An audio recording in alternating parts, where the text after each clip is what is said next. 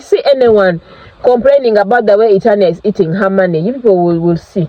If I see anyone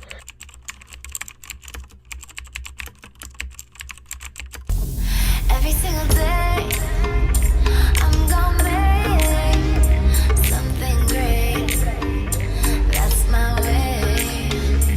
Every single day, I'm gonna make. Hello guys, welcome back to my YouTube channel. Guys, if this is your first time seeing this amazing, beautiful, gorgeous face, my name is Boogie Junior, and if you haven't yet subscribed, make sure you subscribe to my channel, like this video, leave a comment in the comment section down below, and share it to your friends. Okay, don't be selfish, please just share the video because your friends might actually like it more than you do. And as you guys can see by the title, in today's episode we're going to be talking about season 1 but episode 5 of Kampala Cream. And before I even start, guys, to be honest with you, I have never in my life have I ever been as emotional as I was on Sunday night. So Itania shares her life story of how she got to become Itania, the life of the party.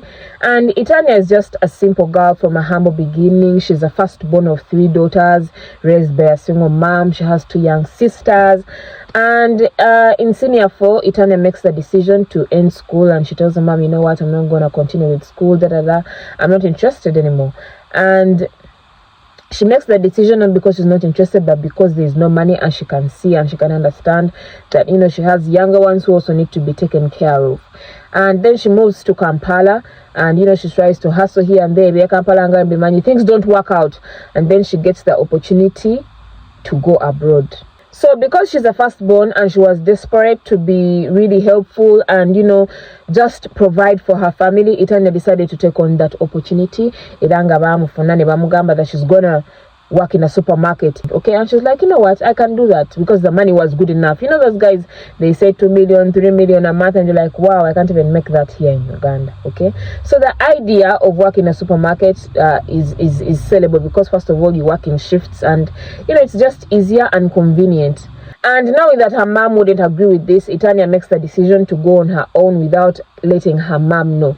So I don't know about you guys, but this thing, like Itania's story, really got to me.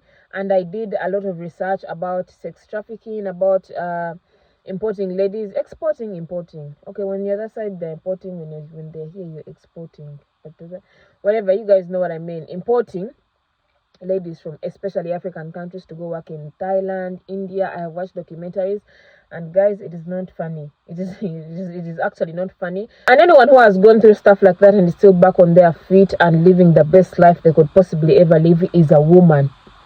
Okay, that person is a woman. Itania is a woman. So basically, just to give you guys a little bit of insight on sex trafficking and overview, this is how things work. You see a flyer or any on social media, they're saying they're looking for ladies to work in India, ladies to work in Thailand, ladies to work in any countries. Okay, and you're like, I'm interested. You've done it with senior 6 jobs, because at the end of the day, employment here in Uganda sucks. Employment in Uganda sucks. So when you hear 2 million, 3 million, you're like, wow, I need to go get that bag. Okay, so these jobs are disguised in names of, you're going to work for a supermarket, you're going to work in a home, you're going to work in a restaurant, you're going to work anything they could say to sell it to you. They say those things, and they help you get the visa, they help you get anything that you need to make the flight to that side. But when you reach, you have to pay the debt first of the money that they spent on you moving there. Okay, so, and you are told when you reach, that is when you find out that it is not what you actually expected. So when you reach, you are told that you have to be a sex worker, you have to be a prostitute in order to pay that debt and, you know, just move on with your life. They confiscate your passport and take away everything from you, so you literally have no option. Guys, to put it in context for you, do you know how you have problems here? Like you go through stuff at work, you go through stuff anywhere, and you're like, oh, let me go back home, or let me talk to this person, and you have to meet them physically. It could be your mom, your uncle, anyone. When you're in those countries and stuff like that happens to you, there's no one. You're basically alone in the world. Do you? So just imagine this, you get the opportunity, you tell your mom, you're sitting here in Kampala, you go tell your family, guys, I'm gonna go abroad, I'm gonna work here, they help you get everything. And when you reach there, things are not what you expected, and you are literally alone in a foreign land. You're not gonna get problems. I said, let me go to my mom's house. There's nothing you can do about it. But So on reaching there, Itania finds out that that's what she has to do. She has to be a prostitute. She has to sleep with men, and there's literally no option. They have taken your passport, they've taken your documentation, everything. You have no option, but you have to pay this debt. Now remember, you've left people at home. Or servant to Uganda, you've told them you're gonna work, okay? They expect money from you. They're expecting a lot from you. And remember, you have to pay this debt first, guys. And what makes me really sad about this whole story is that there are people out there that are still going through these things and are currently, even as we speak right now, going through these things. And I feel like we live in an era where there's a lot of pressure. Like, aside the Itania story, we live in an era where there's a lot of pressure to be this, a lot of pressure to look perfect, a lot of pressure to have this at this age, to do this at that age. You see people online, people are 24, people are 23, they're living their best life. You don't even know what they have gone through, but it's just like, you know what, I'm willing to do anything that I can do to live the life that they are living, to live a good life. People are even being sex trafficked here in Uganda. Is that even sex trafficking? What is that called? Why am I even crying? As I was saying, guys, I'm just so emotional. I don't even know why. Okay, I know why, but like, oh my God. And something that really got to me and made me even more emotional was while Itania was telling her story, Mama Deb, guys, if I ever have anything in life, like, unfortunately, I don't have Mama Deb's contact, and yeah. Oh, by the way, Mama Deb posted me on her Snapchat, so yeah, there is that. Anyway, so if I'm ever going through anything, if you're out there and you're friends with Mama Deb and you're going through anything, Mama Deb is the person to speak to. Don't even think about it, because I've never spoken to her, but I know if I go to her with issues, she will listen to me and she will give me advice, and she will listen, and she will just be there, and she'll be present, she'll be in the moment with you. Because the way she was listening to Itania, and the way she was responding, and the way she was being so compassionate, the way she was being so empathetic, it was just a nice thing to watch. Because I know if it would have been someone else, that wouldn't have been the same reaction. But anyway, let us move on. That is not something small. That is something that not many people can do. So the fact that you've been able to do that, if I see anyone complaining about the way Itania is eating her money, you people will see. If I see anyone saying Itania is overeating her money, Itania is doing this, you guys, from today onwards, in my presence, no one is allowed to say anything about Itania, because then we shan't be friends anymore. So you can imagine living in a foreign country. You don't know anyone. You literally alone on your own, and you just have to find friends to lean on and do things together and feel like you're not alone in the world. So Itania finds a friend. She said the friend's name is Shamim, I think. Yeah, she said the name is Shamim. So they're walking on a random day, and Shamim gets and then the cops pull up on them, and then they ask Shamim to go with them. So Shamim was getting arrested, and Itania, being the good friend she is. By the way, when Itania says she's a good friend, I believe her. Like, she doesn't have to convince me. She looks like a good friend to me. Like, I see her with her friends, and the friendships just seem so pure and loving and caring and all that. So as the friend is getting arrested, Itania is like, no, I cannot let my friend get arrested. I let me go with her. And then they are taken, in movies when they take you to the room, I don't know what it's called, and you're just there by a police officer, where they're questioning you. I don't know what it's called, guys, forgive me, okay? And so according to Itania, because they all go through that, and according to Itania, Shamim betrayed her in that room, and Shamim said that blamed it all on Itania. So Shamim was let go, and Itania stayed in the prison cell. But did you guys hear what I said first?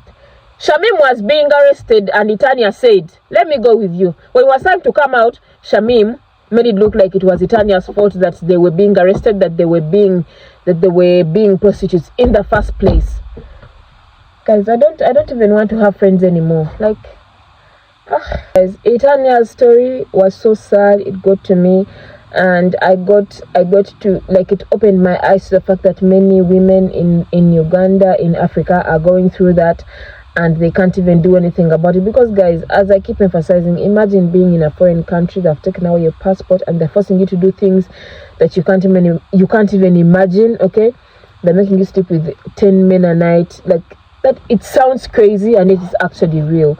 I understand that we live in an era where the employment world sucks, guys. Employment in Uganda sucks, okay? If you're depending on employment money to live your life, you know what I'm talking about. And it sucks. It is so... I can't even explain it because I've been there before. And trust me, it sucks. So to all young ladies out there watching this, even if you're a parent actually, go watching this after form 4 or after form 6, and you're gonna go and do all those things. There are some jobs that are really good, but some are really horrible, and you just need to be conscious. If you are out there and Ngomani, you can try to make a living in Uganda.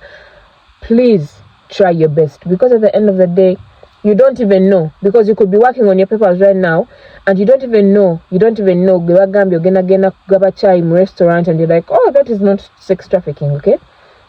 I'm gonna be serving coffees and all that, and things are not that. And please guys, be cautious. That is all I'm gonna say, because there's just no way around it. Because at the end of the day, some jobs have good money and the employment in Uganda sucks, so there is no way around it.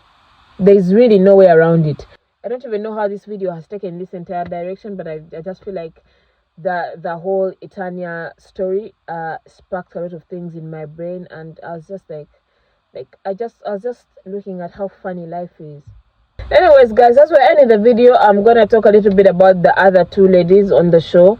I'm gonna talk about DJ Zato, who went to meet Atin. Atin, if you're watching this, Atin, you didn't tell me you were in Kampala Cream, and I'm so happy for him. I'm so happy to see Atin on the show. I was like, Atin, you're now a reality star. So she basically, because remember she's a DJ, she wants to have her beat and all that. So Atin is the best producer in the country, so he helps her to do that. Okay. Anyways, moving on. Baby Gloria is trying to get back into music, and to be honest, guys, let me tell you, you can hate Baby Gloria all you want. But Baby Gloria, the outfits, Baby Gloria is always ready, carpet ready. There's an wake up, she'll always be ready to walk a carpet, because her outfits are always giving that purple. She look nice in the purple, and her voice. And also Jolly was there, being Jolly. Let me know what you think of Itania's story. I will catch you guys in the next YouTube video. Adios. Mwah.